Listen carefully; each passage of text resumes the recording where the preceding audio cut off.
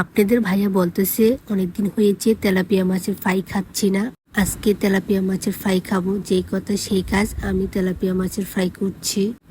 কিভাবে করছি ভিডিওটার সাথেই কিন্তু থাকবেন, আশা করি ভালো লাগবে। মাছটাকে আমি কেটে নিয়েছি যাতে মশলাটা গায়ে লেগে যা, খাইতে অনেক ভালো লাগে। এখানে আমি সাদা কালো গোলমরিচ পাউডার করে নিয়েছি, তারপরে দিয়েছি হলুদের গুঁড়া, মরিচের গুঁড়া, ধনিয়ার গুঁড়া, দিয়েছি জিরার গুঁড়া, গরম মশলা, প্যাকেটের ম্যাগি মশলা দিয়েছি 2টা, তারপরে দিয়ে দিচ্ছি 1 চামচ সয়া সস, তারপরে দিয়েছি এখানে আমি টমেটো সস। এখন আমি মশলাটাকে মেখে নিচ্ছি, তারপরে দিয়ে দিচ্ছি সরিষার তেল। সরিষার তেলটা দেওয়ার পরে সুন্দর একটি ঘ্রাণ আসতেছিল।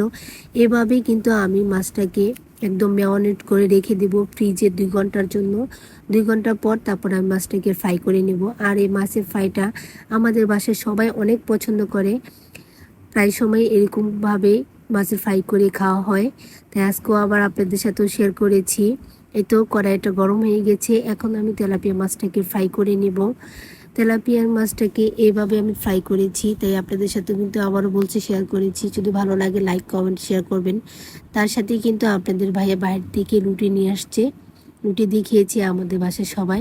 আলহামদুলিল্লাহ অনেক মজা হয়েছিল। সবাই ভালো থাকবেন, সুস্থ থাকবেন। কেমন হয়েছে কমেন্টে কিন্তু জানাবেন। আল্লাহ হাফেজ।